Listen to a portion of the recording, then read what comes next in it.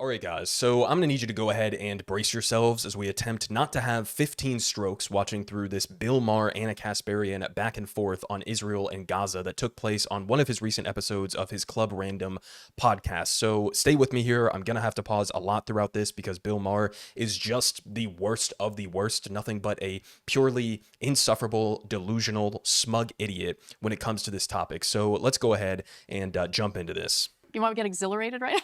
I can exhilarate I know you. you're going to say genocide, and I'm going to say, well, you don't know what the word means. And it's like, if you don't even know what the words mean. I'm Armenian. I know what the word means. Right. Yeah. Okay, it's when you try to wipe out an entire population of people, which they didn't come close to doing. I mean, they prosecuted a war in which they were attacked, which every... Okay, they didn't come close to doing. Bill, these are the overhead images that we've gotten out of Gaza. This is back from 2022, pre-genocide, and this is what it looked like in September of 2024. And you can replicate this image across essentially the entirety of the Gaza Strip, just an endless landscape of nothing but rubble. This doesn't look like the intent to wipe out life inside of Gaza. This is not what a typical war looks like in its aftermath. We also have at the same time reports coming out on how the official death toll in Gaza is a wild underestimation, and some of the credible estimates that I've seen at least put the number into the hundreds of thousands out of a population of only 2 million. That's not the intent to wipe out life inside of Gaza, not to mention their openly stated goals and ambitions of pushing the entire population out of the Gaza Strip in a mass ethnic cleansing. That's not intention to wipe out. Now, it's incredible because he starts this off, again, smug as hell, telling Anna that she must not know the definition of genocide, as he makes it explicitly clear that he doesn't understand the definition of genocide. Genocide does not mean that you instantly snapped your fingers or you launched a nuclear weapon and killed everybody as part of a group instantaneously. That's not what genocide means. Here's the actual definition. It's very simple, guys. Directly from the United Nations, Article 2. In the present convention, genocide means any of the following acts committed with the intent to destroy, in whole or in part, a national, ethnical, racial, or religious group. Number 1, killing members of the group, check. Number 2, causing serious bodily or mental harm to members of the group, check. Number 3, deliberately inflicting on the group conditions of life calculated to bring about its physical destruction, in whole or in part, check. And it continues and continues. This is not a complicated definition, and it absolutely fits in the case of Gaza. This is why all the way back in December of 2023, just a few months into this genocide, the International Court of Justice found that the case brought by South Africa against Israel did have merit. So again, insufferable there from Bill, but we can continue. Everybody gets to do. Which, by the way, let me just say, if they were literally going after Hamas, which that is legitimate. That's totally legitimate. But that's not what's happening. Hamas hides in tunnels underneath hospitals. You can't go in. Hold on. Hamas is the bad guy. If you don't get that, Hamas, you don't get much. What Hamas did on October 7th was disgusting. Okay, first off, incredibly stupid, like childish way to view any conflict as there's a good guy and there's a bad guy, and Israel's the good guy and Hamas is the bad guy, or even vice versa, no matter which conflict you're talking about. This isn't how geopolitics works. This isn't how war typically works, where you have a pure good guy and a pure bad guy and they're evil and we're good and we're on the side of, morality or whatever else the case may be. It's just a baby's view of politics. But just as a reminder, in terms of what Bill is referencing here when he talks about, well, Hamas is hiding underneath the hospitals and that's why Israel is striking them and they're hiding beneath civilians or whatever, keep in mind, number one, in order to believe that line of logic, given the destruction of all of the hospitals, the schools, the refugee camps, the journalists, the aid workers that have been targeted, you would have to believe that Hamas is essentially occupying every single square meter inside of Gaza. But just as a reminder, this was all the way back from late 2023. The IDF put out this graphic of what they claimed was this sprawling Hamas command and control center underneath Al-Shifa Hospital that they then used to justify its total obliteration. I mean, look at this. You have tunnel networks, you have, bombs stored down in this room that doesn't actually exist, conference rooms and technology and weapons storage and all of this stuff. Turns out none of this actually existed. The only thing that they found was one small entrance to a tunnel that was near Al-Shifa Hospital that, as Jeremy Scahill later pointed out, was a tunnel that was built years ago when Israel was still directly occupying Gaza by Israel. It was their own fucking tunnel that they then used to say, well, Hamas was underneath this, had the sprawling medical or the sprawling, command and control center. Therefore, it was justified for us to obliterate this hospital. Not to mention, we have other shit like this. I mean, do you guys remember this one? This is a classic. When the IDF tweeted out exclusive raw footage, an IDF spokesperson has uncovered a Hamas subterranean terrorist tunnel, right? And he points to this image here that was up on the wall, and he says, this is a calendar containing the names of Hamas militants and their schedule of standing guard underneath this hospital. Turns out it was literally just an Arabic calendar that had the days of the week on the calendar in Arabic. And this is what they tried to say was evidence that Hamas was occupying underneath Al-Shifa Hospital. Just phenomenal work. Not to mention this, as my final point on this, what's this about, Bill? Israel, and this is from an Israeli outlet, by the way, Haaretz. Israeli army appears to be using Gaza hospital and school as bases. It's almost like every accusation is a confession. Killing? I mean, I don't at all hold back on that. In fact, well, that's the easiest thing in the world to say. I mean, Nobody disagrees. I agree. Nobody disagrees. There are people who disagree, actually. Raping baby. Yes, there are. There are people who think I'm wrong because Hamas, they're freedom fighters. What kind of freedom are we talking about here? Okay. To be clear, I don't necessarily agree with Anna's take on this. Hamas is a national liberation movement. You can understand that aspect of it while at the same time admitting that, for example, on October 7th, they absolutely did commit war crimes in the killing of civilians. Now, I would argue that attacking Palestinian resistance groups, attacking IDF military installations is absolutely valid and justified, as Israel has been putting a stranglehold on Gaza for years now and effectively been occupying them from the outside border and controlling every aspect of their life. But that was just Anna's take on that. People see Hamas, the people who hate oppression so much, are on the side of the people, and that's not just Hamas. If you social justice warriors, if you have any other issue besides gender apartheid in the world that is above that, you're just a joke. That if you hate oppression, there is one issue which should be above all because it affects more people, hundreds of millions of women who have basically no freedom in the Muslim world. Right. So we should slaughter them instead, which is what's been happening.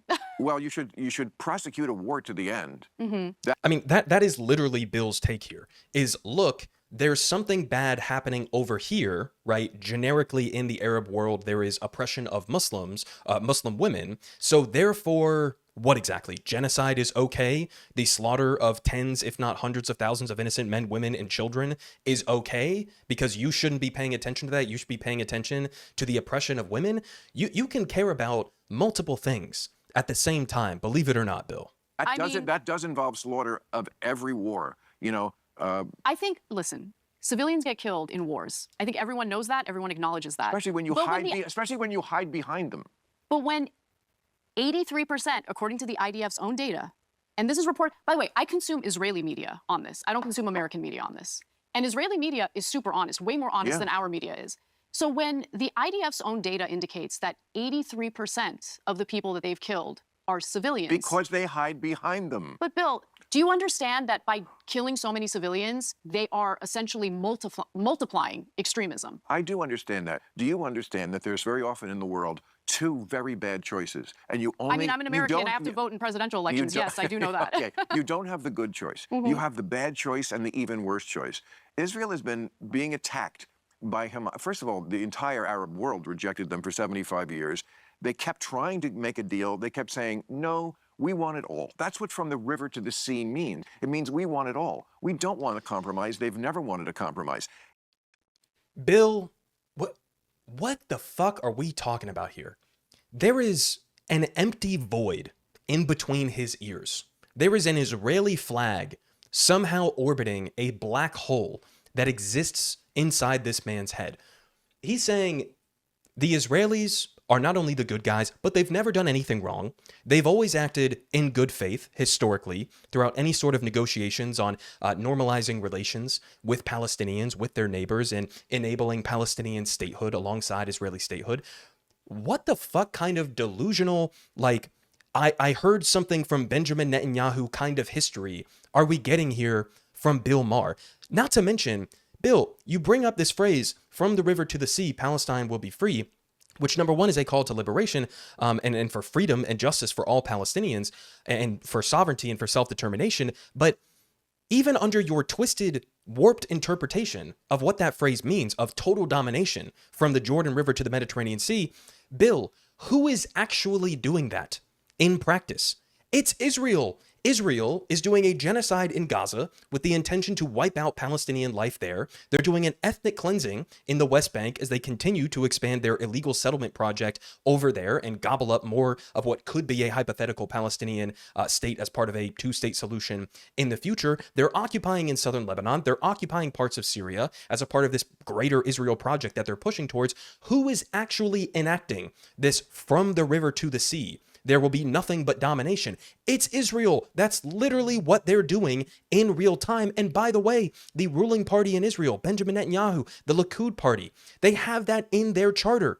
I mean, as ironic as it is that he says, well, it's in Hamas's charter that they have to kill all of the Jews or whatever, which isn't even true, but it's literally in the Likud charter that they will have dominance, full Israeli sovereignty from the Jordan River to the Mediterranean Sea. I mean, just phenomenal stuff here that we're getting from this guy. Israel gave Gaza back. But did they? But Bill, but Bill, let's say our country was occupied by Mexico, right? We have a bunch of people who are occupying our land, and then they decide, well, you know what, we're going to hold on, let me finish. They weren't occupying Let me finish. Let's say Mexico decides, you know what, we're going to leave, but we're going to control their electricity, what goes in, what comes out. Because they were attacking We're going to mow the lawn and just like randomly decide we're going to slaughter people because they allegedly threw rocks. They have literally nuclear. Well, they didn't allegedly. I mean, Israel has nuclear weapons, Bill. They have nuclear weapons. And they don't. And they have the world's military superpower backing them. Right. Well, they have nuclear weapons which they don't use. If Hamas no, they don't use it. But just pretend if Hamas had a nuclear weapon, how many seconds would it take before they used it on Israel? I have no idea. 3. 3's the answer. 3 seconds. How do you know that, Bill? Come on. Because it's in their charter. If they used a nuclear weapon against Israel, I'm pretty sure the very land that Hamas cares about would be done for. Okay, well, then they would be martyrs, and that would be a good thing, because that's their death cult view of the world. It's a good thing when you die. That's why they strap suicide vests sometimes on children. See, this is where just the overt Islamophobia, the overt racism sort of slips into Bill's commentary here. Yeah, all Muslims, all Arabs, they all just want to die. They all just want to, be martyrs, and they're okay with nuclear hellfire enveloping their entire land, their entire communities, their entire family structures. What are we talking about? Right? This is just not the case. And by the way, Anna's point there when she says Israel has nukes was she was pointing out they are the dominant power in the region. They are backed by the wealthiest country on earth, the most powerful militarily country on earth, the United States of America. They're not some like baby crying in the corner being bullied. They are the bullies. And then he has the audacity to say, well, it's not their land. It's not Palestinians' land. It wasn't Palestinians' land at the establishment of the state of Israel where 750 some odd thousand were pushed off of their land, which, by the way, is where you get a huge bulk of the population of what now makes up Gaza, is either those people directly or the descendants of people who were ethnically cleansed from their land at the foundation of the state of Israel, right? What are we talking about here? They haven't occupied Palestinian lands. They're currently expanding their occupation, again, both in the West Bank and also still in Gaza to this day. The fact that you can't see the moral difference between these two sides always amazes me among people. I actually don't see the moral difference when you have like There is no moral superiority when it comes to Israel. Israel is the most immoral actor, arguably on the face of the planet right now. Smotrich and Ben Gvir literally talking about exterminating the entire population of Gaza. Okay, they're not talking about... And these are not... They are. I mean, the statements are brazen. They're upfront. They're honest. This is what they actually want to do. Well, I mean, the West Bank is another example. The West Bank had nothing to do with what happened on October 7th, but they're annexing that land anyway.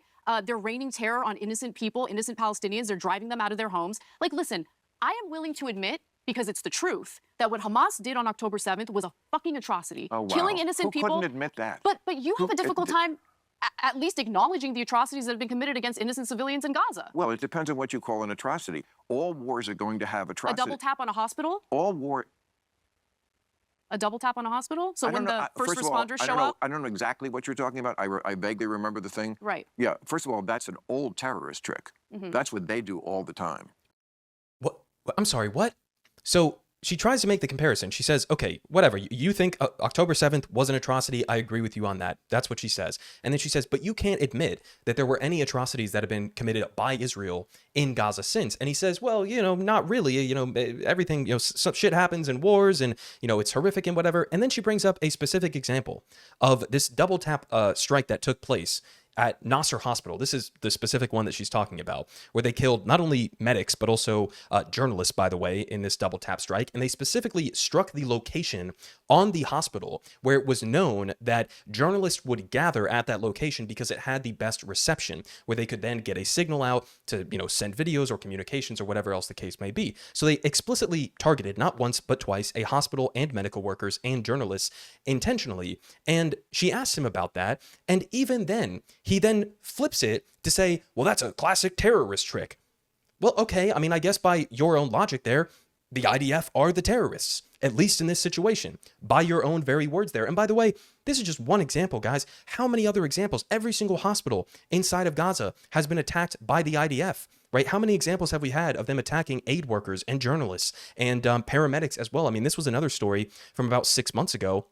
Palestinian Red Crescent details medics' accounts of 15 colleagues who were led to a slaughter. This was a video that came out, and the only reason that we got the real story from this was because we got the eventual video from it. The IDF initially tried to lie and to cover it up, but they slaughtered 15 Palestinian medics who were in clearly marked vehicles with sirens and everything inside of Gaza. And then, after they slaughtered them, they tried to bury them in a mass grave and cover up the evidence, burying it in the ground with bulldozers, and then lied about it to the world. So you could have dozens of examples of these kinds of atrocities, but to Bill Maher, he just doesn't give a shit. So it's like, oh, maybe I heard something about that. I didn't really look into it. How can you speak on any of this if you haven't been tracking the daily atrocities that have been taking place? Okay, but are you at least going to acknowledge that the IDF doing that was wrong? Yeah, I'm sure they have committed what we would call war crimes, as every army does in every war. Right, including our own. Right? In every war, including the Civil War. I forget who it was who made the good point. Like, during the Civil War, a lot of people would say, especially in the South, that Sherman did not have to burn Atlanta quite as badly as he did. We were pretty brutal. But would you also then just say, well, we don't know who the good guys were in that war? No, I think it was the North. I think that they... Yeah, the North was fighting for two major things: to keep the country together because the South wanted to secede, and number two, to end slavery. That's an example where you could say, yeah, this is a pretty simple A-B kind of testing here, that the South was definitely not the good guys in this equation. But he's comparing a country that's in the midst of doing a genocide in Gaza and an ethnic cleansing in the West Bank at the service of protecting their apartheid structure. Right? Keep in mind, none of this would have happened. October 7th never would have happened if Palestinians were granted sovereignty and self-determination and full democratic and civil rights. This is directly what led to October 7th. Then they carry out a genocide in service of protecting this apartheid structure. And he's comparing them to the North in the Civil War. No, if anything, they would be closer to the South in the Civil War. Committed atrocity in Atlanta. Yeah, that's true. They burned when they shouldn't, and they were very rough on the South.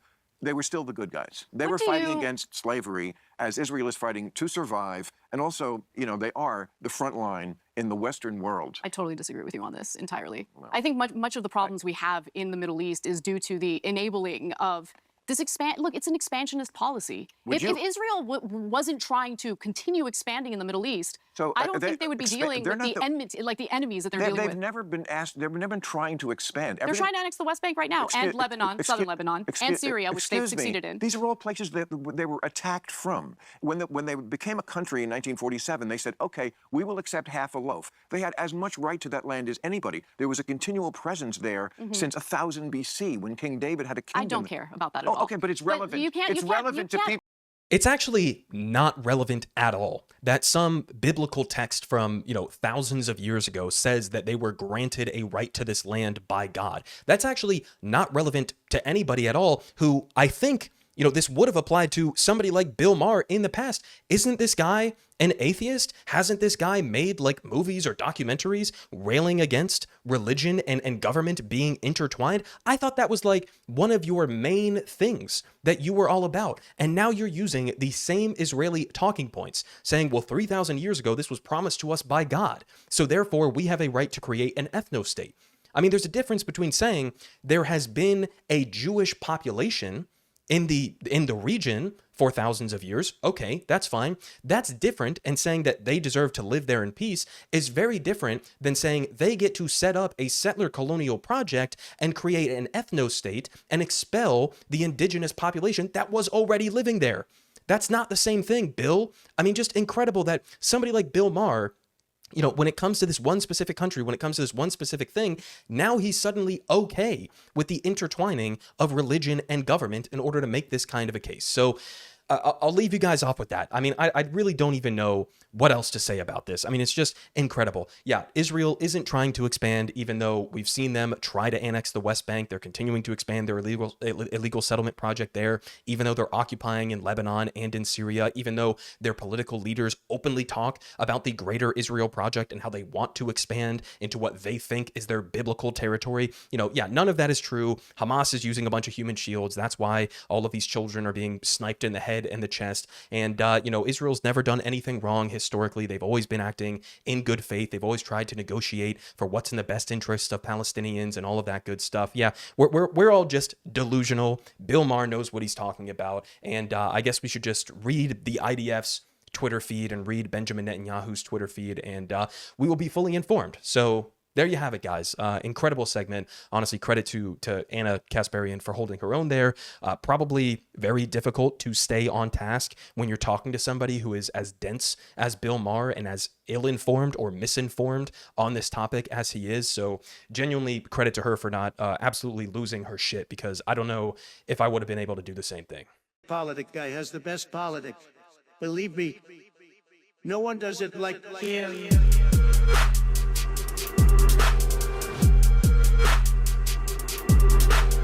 Believe me,